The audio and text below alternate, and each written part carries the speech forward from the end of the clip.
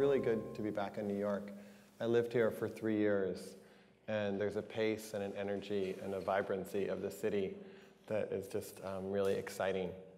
So I'm going to talk for a few minutes just to set the context of the business conference. We do a very large conference in San Francisco each year, and we often engage the tech community there from Facebook and Twitter and Google and such. And we thought we need to expand outside of the kind of Silicon Valley bubble.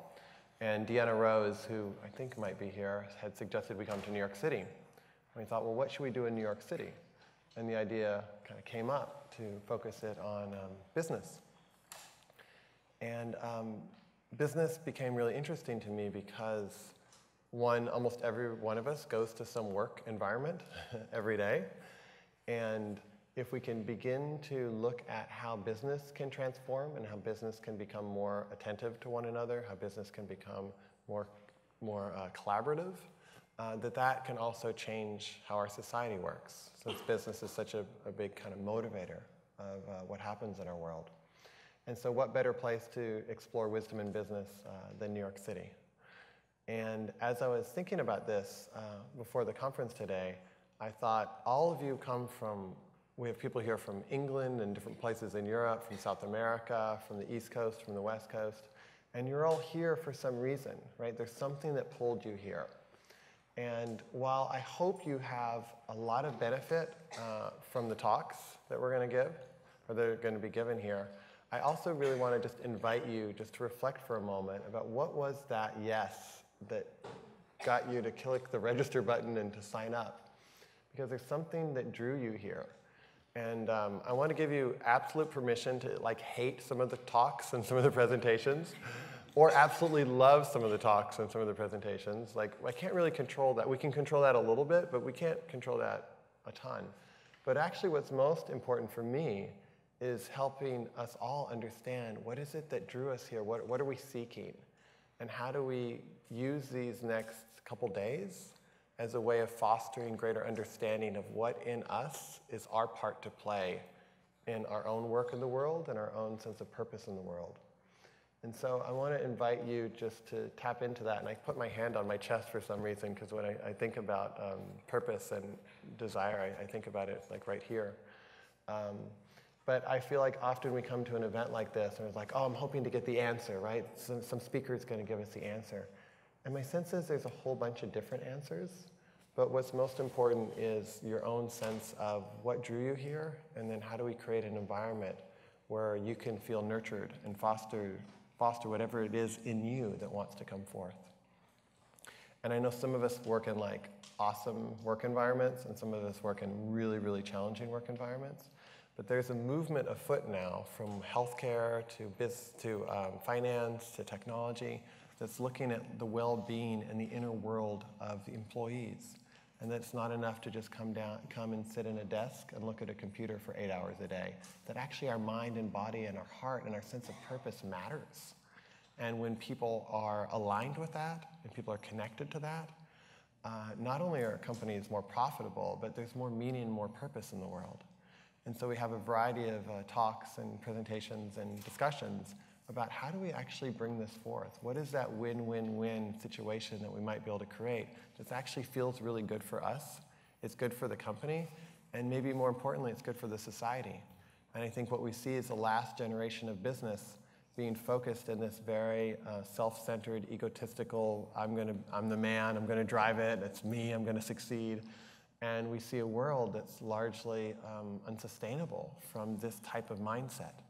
And I think what we're beginning to see is a new type of mindset emerge within our society, and particularly within business, that's much more collaborative, that's much more empathetic, that's much more compassionate, that's much more intuitive. And so the reason that we're doing this a couple days together is to begin to foster that and to listen to that and to see how we might each play a part in bringing that into the world, so that the work environments that our children go to, if we have children some years from now, will honor their gifts in a way that very few companies do today. So that's what inspires me to be here, and that's why I do this. And as I look around the room, I'm so happy to have colleagues in this endeavor and to have partners in this endeavor. And I want to invite us before we announce the first speaker, I notice what I like to do when I enter a room is just begin to feel the sense of presence in my kind of body in my chair.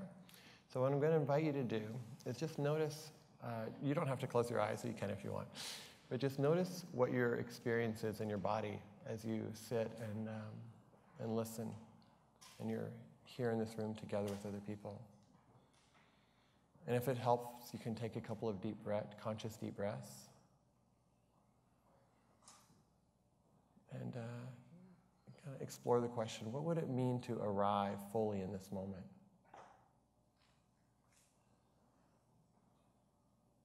And just let that question sit with you. What would it be to be fully present in this moment? Okay, you don't have to be present anymore, but thank you for doing that. And what we found from doing this for many, many years is that when a speaker comes out and they are met with the presence of an audience, they'll say things that they never had planned to say. And parts of them will come out that they did not expect to come out.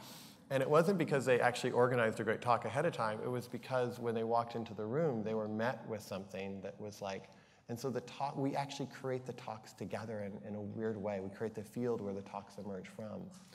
So your full presence is greatly appreciated, and it's a collaborative effort as I see these events. And so I want to thank you.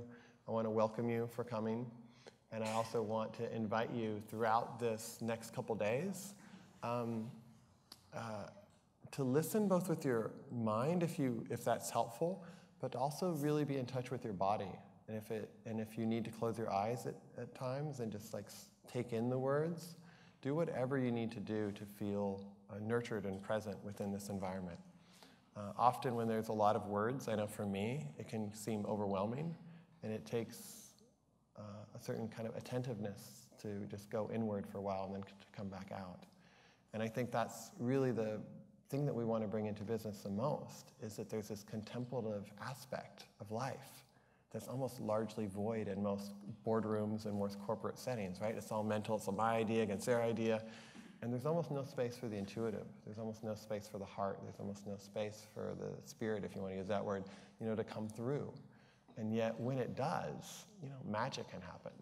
So my sense of the next 2 days is just how do we invite that magic to happen? And then how do we support you in moving forward in your own work situations, in your own life, in whatever way calls you. So that's my desire, and that's my hope, and that's my wish. And again, I want to welcome you for coming, and look forward to sharing the next day and a half with you. So with that, I'd like to officially open Wisdom 2.0 2015 in New York City.